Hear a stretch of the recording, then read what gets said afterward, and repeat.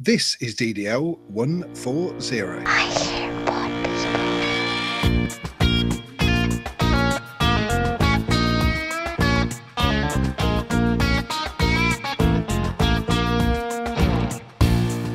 Good evening, Lance. Evening, sir. How is you? I'm not too bad. One of the things that has already been quite obvious about this year compared to last is we've had fewer celebrity deaths. This is true. I think by this time last year, we'd already lost sort of dozens of people. And this year, I'm sure somebody has died, but it just doesn't feel like there's been so many until yesterday. Yes, yesterday. Yeah. When Bill Paxton passed away. And for me, he's always been the guy that says, "Game over, man, game over." Which is how I found out. Somebody put a tweet, Bill Paxton RIP, game over, man, game over. Yeah, that particular sound sample was used quite a lot in, I'm going to guess it was in the 90s. And I just didn't associate that with Alien for many years until watching Alien. It's like, he said game over. That's where it's come from. And then after that, of course, yeah. Did you know that the line itself was improvised? Now that you said that, that does remind me that I think I read that a couple of years back that it was improvised. There's been a couple of those memes that sort of say famous lines and famous pieces of film that were improvised. And yeah, that was one of them. More recently, I saw Bill Paxton in Marvel Agents of S.H.I.E.L.D. Do you ever see that? I watched the first season, but no. Just didn't catch on. Well, again, it's not on any show that any channel that I watch, so or have access to. So short of finding other means of watching it, I don't really have the opportunity. Yeah. But what else? His role in Terminator. Did you see that one? He plays a punk, doesn't he? He plays a punk in the original Terminator, and in the last Terminator film, they remade that same scene, but from a different angle. And they used they used the CGI Arnie to come up. And this time, as the CGI Arnie comes up and says, "I want your clothes and your boots," then Mr. Schwarzenegger comes up behind him, and then that's where it all changes. And that was, it was wrong that it wasn't Bill Paxton, or that I kind of hoped that they would have tried to have edited the original footage in, but they just completely remade the scene with modern actors and the CGI Arnie. But yes, that was a bit of a shock, apparently. Well, do you know what his claim to fame for many years was? And it's only, I think it was only in 2004 that he lost it as a solo. But he's the only actor to have been killed by an alien, a predator, and a Terminator. After Aliens v Predator, I think it was, Lance Hendrickson, the guy that plays Wayland, he also got killed because he was killed by the Alien Queen in the original Alien because he was Bishop.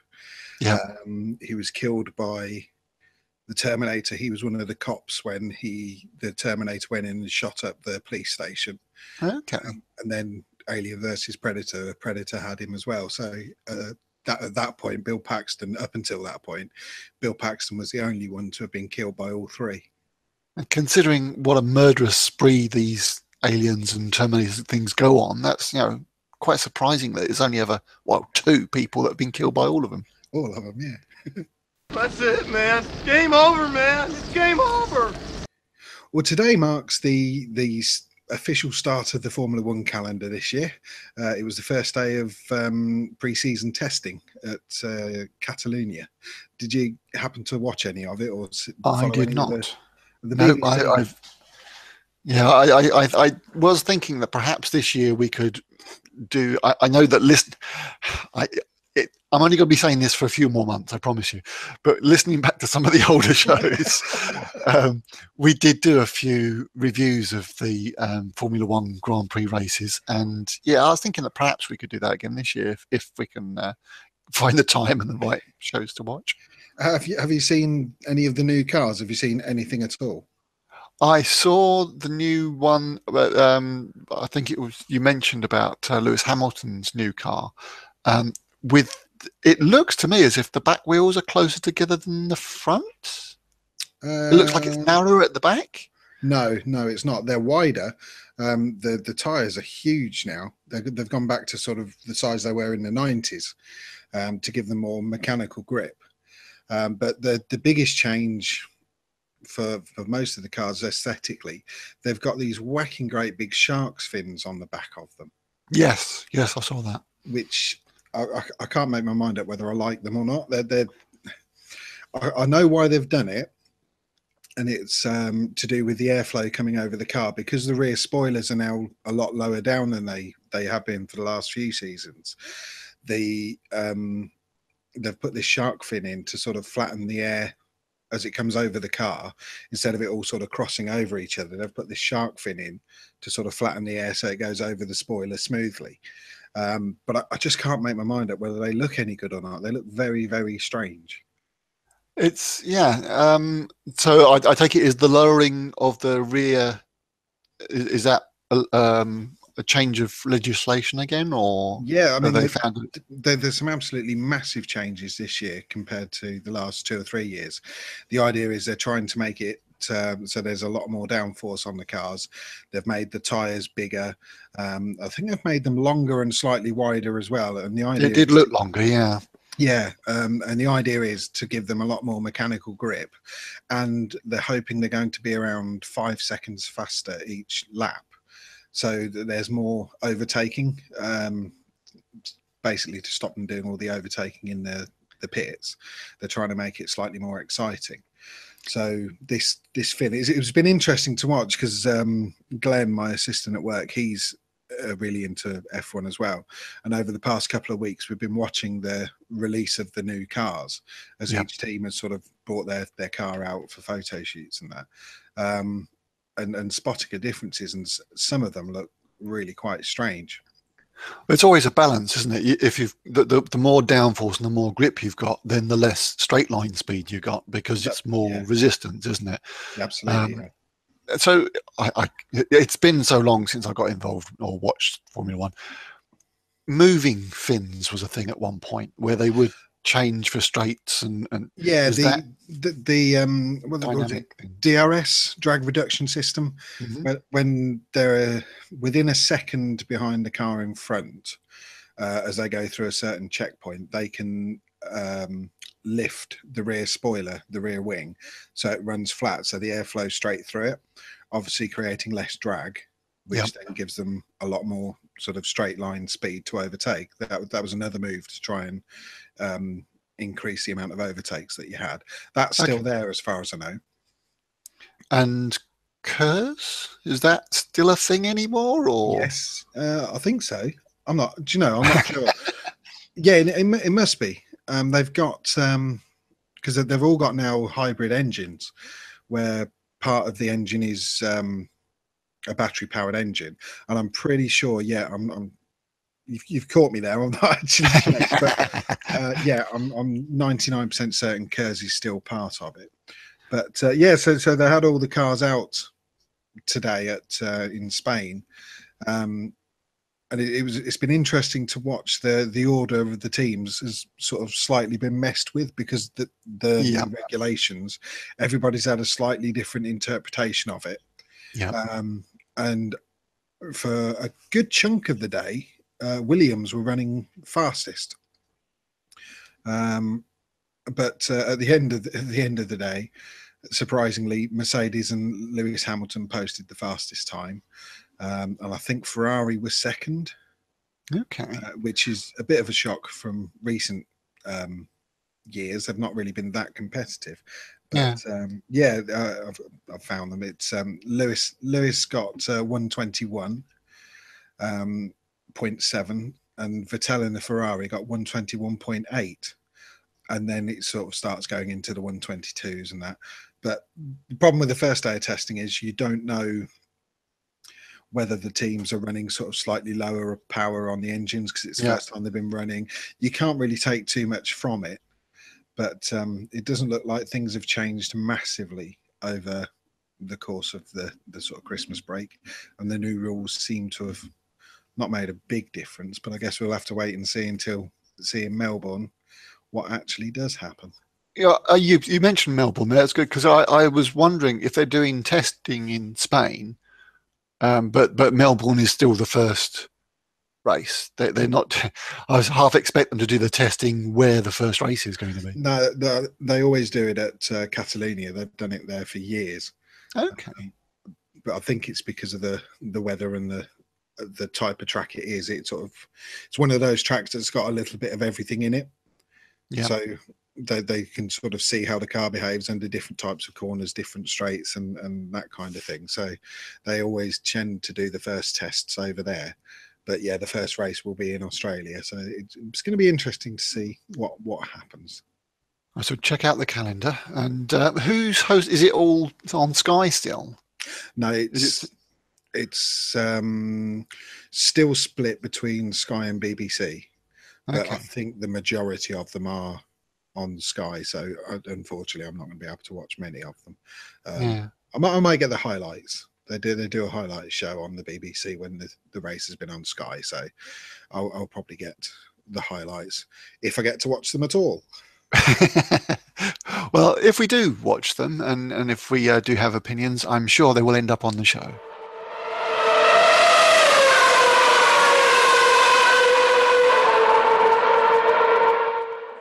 I always take these things with a pinch of salt when they appear up on Facebook, but this one has kind of got a bit of a back into it. There's a new warning about a scam, phone scam, where the scammer will phone you up, and part of what they'll do is they'll say, "Can you hear me?" To which you are supposed to reply. And supposedly what this scam is doing is taking your answers and then using them in voice recognition systems. And yeah, this is where having the camera helps, because the look on your face is like, oh God, yeah. Yeah. So and now suddenly it's like all this recordings that we've got of all our voices saying things for these years. It does leave us open to part of my problem with this supposed scam is that I don't know what legal recourse actually having a voice command actually has. If you phone up your bank and it says confirm your name and you say it, is that the same as a signature? And yeah, the scam kind of assumes that it is. I suspect it isn't. No, because my housemate could answer my house phone and say, yes, it is Lance. Yeah. What my answer to this would be, if they phone up and say, can you hear me? You would say, I can hear you. Yeah. And they then know straight away they've got somebody who's savvy to them and go, bollocks. Click. Where have you gone?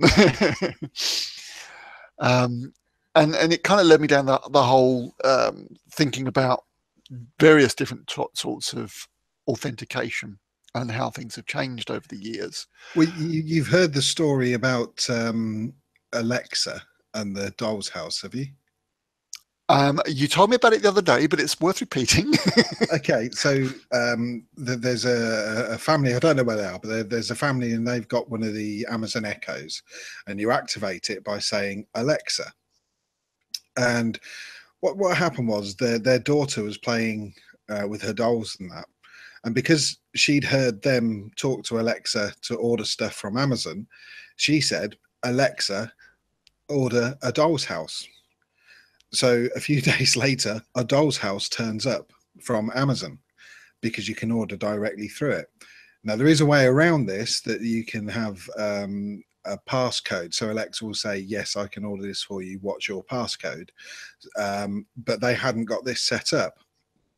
But to make matters worse, there was this was being relayed on the news story, and the guy telling the story, and I've just done it myself thinking about it. But he was relaying the story in much the same way as I did, and he said, "Alexa, order a Doll's House," and loads of Amazon Echoes woke up because it had come out of the TV and the Echo had picked it up. So, I mean, the voice recognition thing is great, but it seems to be quite easy to confuse or to get unwanted results from it. I mean, we did it the other day, didn't we? With the OK Google thing. And that sort of set your phone going. I don't know whether it's just done it again. Well, no, and it would take me to say it. This is one of the things I wanted to point out, was that I've not yet got an Alexa. I want an Echo, rather. I want one, but I've not yet got one. Yeah, I think they're great. Part of what the Google answer can do is that it can differentiate between voices. So if I say, "OK, Google," it beeps. There it goes. Yeah. The beep. But if somebody else in the house says it, it doesn't. It's now dictating what I've just said.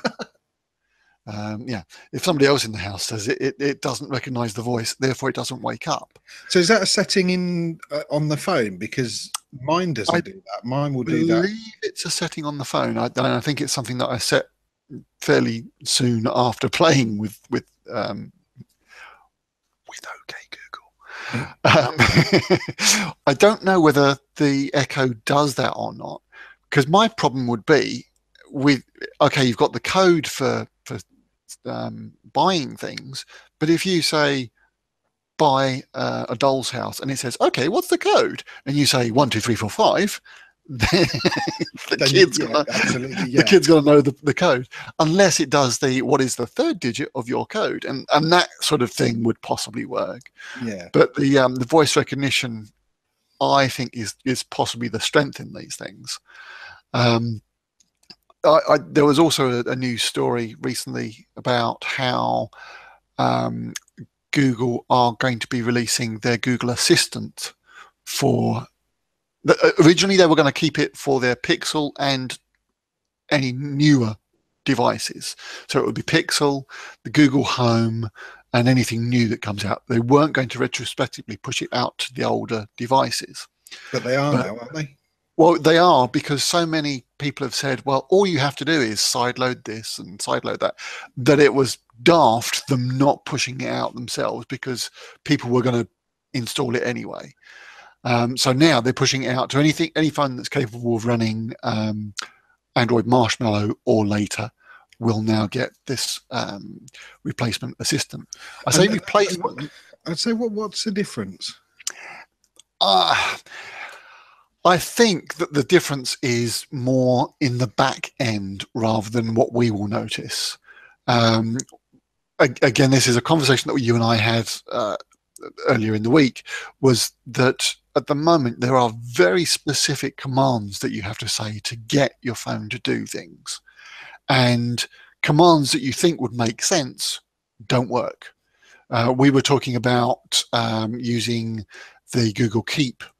And one of the things that you can do is say, "Okay, Google, take a note." And it will actually then take whatever you say as a dictation into a note.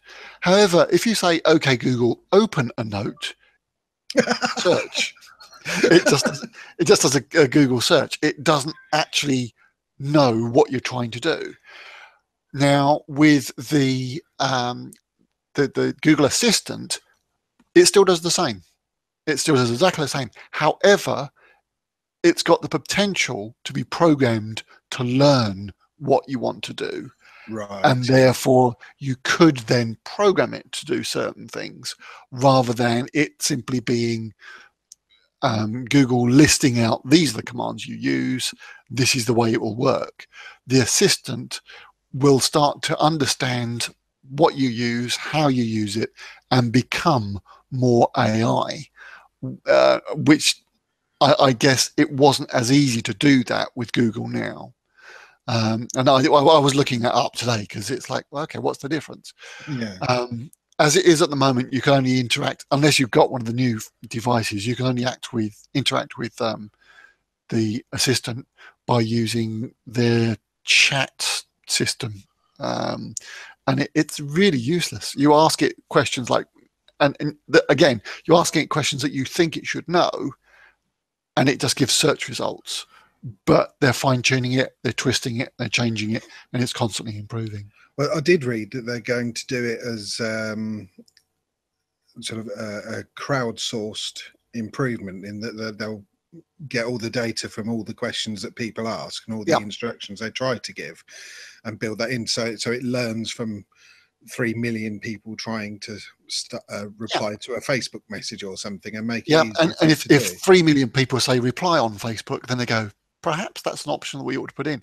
But the problem with that means that they have to be monitoring those 3 million people to the point where, when you're having a conversation with Google, you are having a conversation with Google. You're not having a conversation with your private assistant.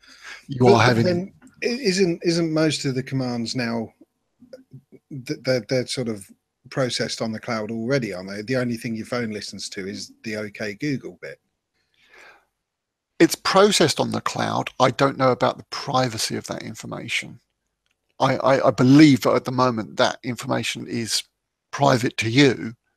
Therefore, it's not. Of course, no, they'll have to collate it all and merge it with everybody. Exactly, yeah.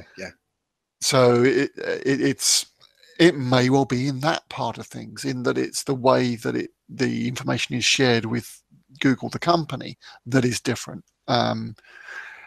It's a step towards AI, but again, it's a bit of privacy that you're giving up in order to get that improved performance. So for those of you who have been listening to the podcast on your iPods in the car, God, who listens to their stuff on an iPod anymore? Just using the headphones, you have been saved the fact that we've been actually using our webcams this week. Wave to the camera, Lance. Hi. I was going to say, you had to say something, otherwise the camera doesn't swap over, yeah. But we will have to see how well this comes out, and whether we go on with bigger and better cameras and probably better lighting. And we will more than just a bed sheet sitting behind me to hide the mess. Yeah, no, you're not supposed to give that away. You're not supposed to give that away. You're in a high-tech studio behind the curtain. Behind the curtain, yeah, the Wizard of Oz thing again, isn't it? You don't want to see what's behind my curtain. Whether we do this again next week or not will depend on how well Lance can edit things. Yes. If you have any comments, please leave a comment after the YouTube, leave it on Facebook, and we will find you. Thank you very much for listening. I hear